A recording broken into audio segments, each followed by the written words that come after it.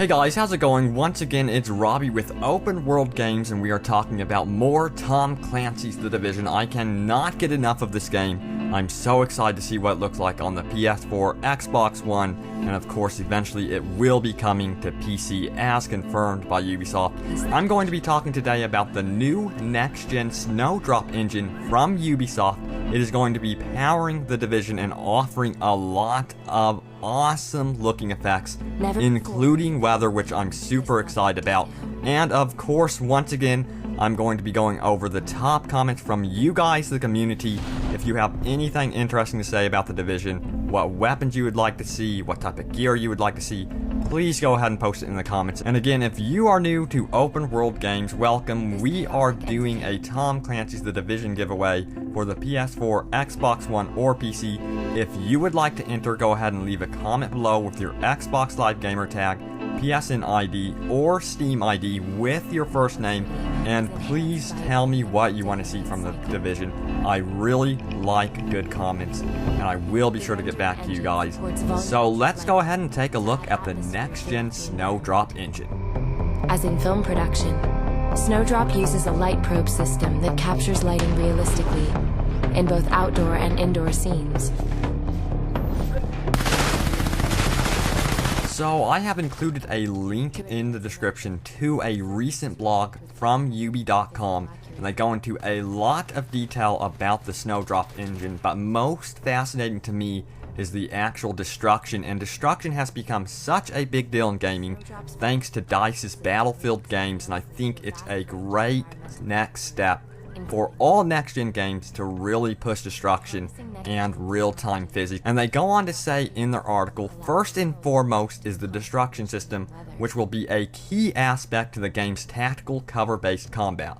The destruction effect is not pre-baked in the game. It reacts differently dependent on the physical forces at play.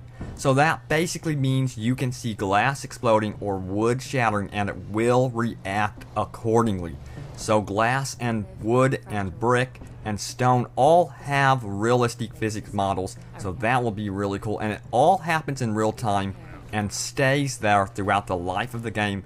So when you are going out into combat, cover will be decaying and you will have to plan your attacks accordingly. So that's going to be a lot of fun. It sounds like no two situations will end up being the same thanks to this new destruction system, so look forward to that. And of course, the lighting in a game is absolutely everything, and I really do believe it needs to be dynamic with a day and night cycle, and that is exactly what we're getting with The Division.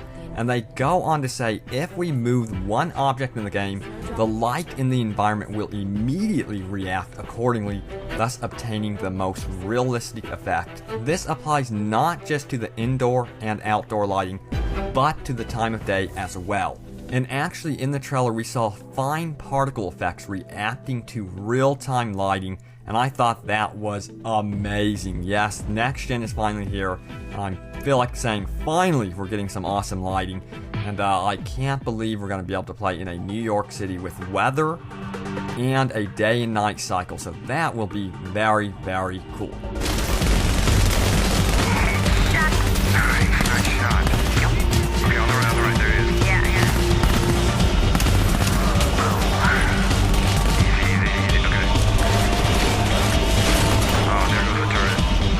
And Ubisoft did a recent community Q&A, and then they covered the realistic lighting, but most importantly, the weather system, which is looking badass. I cannot wait to see this weather system in action. So basically what we're going to see is a lot of snow on the streets, and what they go on to say is because of Snowdrop's advanced shader systems, the environmental surfaces will actually change in real time over the course of the game, and you will be able to see snow actually melting. So that's going to be so awesome to be able to see that change. And I'm a big fan of snow levels in games. I actually really admire the older Batman movies because of the snow and because it took place during Christmas time. So I'm really looking forward to this game being more of a darker tone, but having that balance with the Christmas theme. And it's so odd to see Christmas decorations during the apocalypse. I think that's really creative. So look forward to snow. And what do you guys think? Would you actually like to see a game like The Division go from weather like snow into spring and then all of the seasons year round.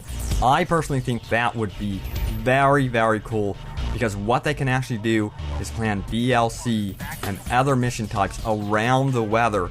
So it might be easier to get gear in the summertime, for example, and then you might have to prepare for the winter, so you can actually make the game last throughout the entire year, and you can actually have this different feeling from the seasons. And I think that is what they are going to be aiming to do with their games on next gen. I don't know if we're going to be seeing that with Tom Clancy's The Division, but I know these developers are thinking about a year-round type game, and I would love to see them challenge themselves and do something really special with that.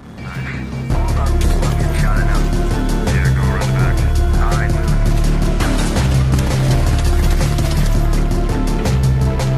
Oh shit, hold on, I think we got one more. Watch out, on the left, on the left. Yep.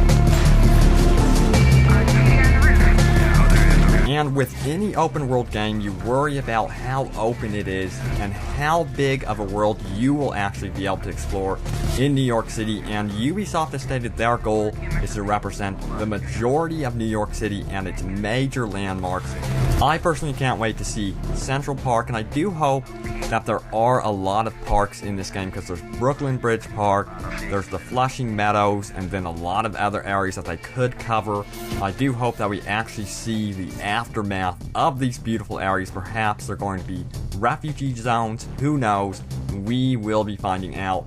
But in the recent Q&A, they asked them to what extent is your game open world, and they go and say our open world will be both dynamic and persistent. The dynamic elements are there so that we can create a world which feels alive and ever-changing. Replaying an area or piece of content will vary from session to session and therefore feel fresh to the player.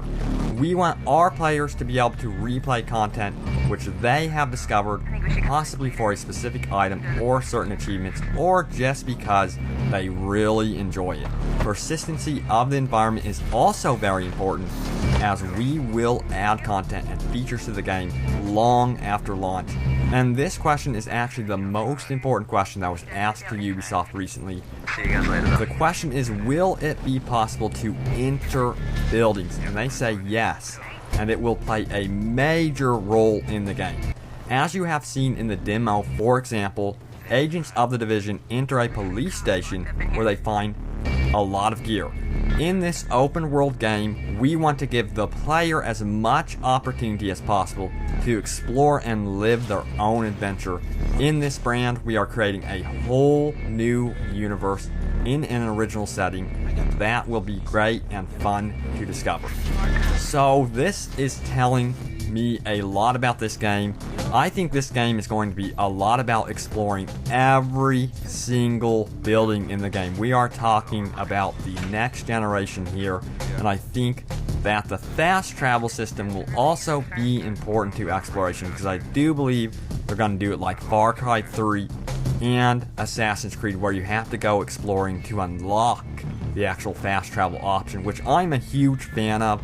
I like to be able to explore first, then fast travel, or no fast travel at all, because I really think that this is going to be one immersive game world. So the map size I'm not concerned about at all, since they were able to answer that most buildings will be enterable, so that is such good news. Look forward to being able to explore most buildings, and I can't wait to do it with you guys.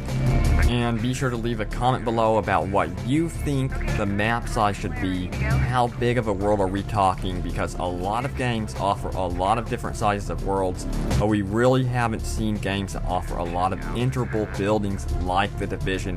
I think that's going to be the big difference. Is going to be the level of detail and just how much places you can actually enter in this game. So let me know what you guys would like to see in terms of locations and everything else within New York City for Tom Clancy's The Division. Our lifestyle, our security, our safety depends on a delicate and unstable economy. We've created a system so complicated that we no longer understand how to control it. Oil, power, shipping, transport.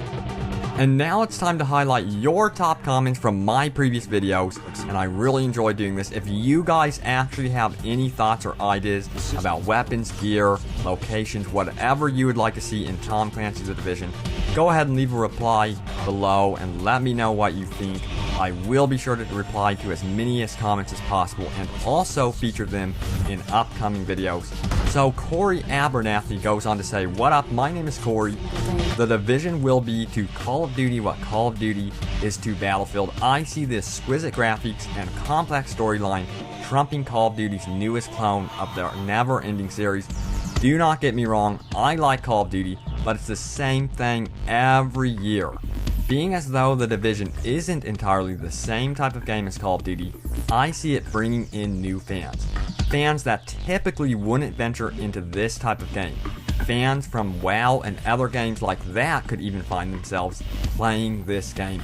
I really find it fascinating that you mention an MMO like World of Warcraft, because I personally believe MMOs are what Next Gen is about, because connecting with a community of like-minded players is everything, and it adds so much immersion to a game, especially if you're playing with a lot of good friends, and I think The Division is going to offer just that. And of course you're going to have that awesome player versus player element in the game, so when you are going up against another team of players, you're going to want to defend your buddies.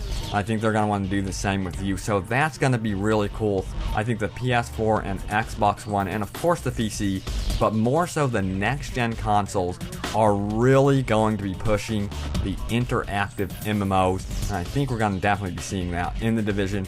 And like you, I am tired of the constant releases for Call of Duty. I think they in particular need to shake it up a little bit and try something new, and I am a big fan of Battlefield, so I'm looking forward to seeing what DICE does with that as well.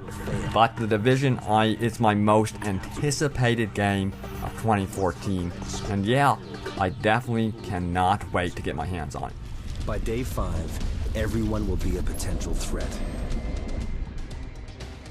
In 2007, a new presidential directive was signed quietly into law. This maps out the government's response to a crisis, a plan to cope with a real dark winter. It is known as Directive 51. There are rumors of shadow agencies. And then Rage Monkey goes on to say, "I've been following the game like you guys have since E3. It's had me all over the place emotionally with how the gameplay would be like. I've really been digging the survival open world games that have been flooding the scene lately. I'm hoping this one has a lot of open world survival aspects, but from what I've seen so far, I'm not 100% sure how the game is supposed to work. If you could clarify how the survival aspect works in the game, I would really appreciate it."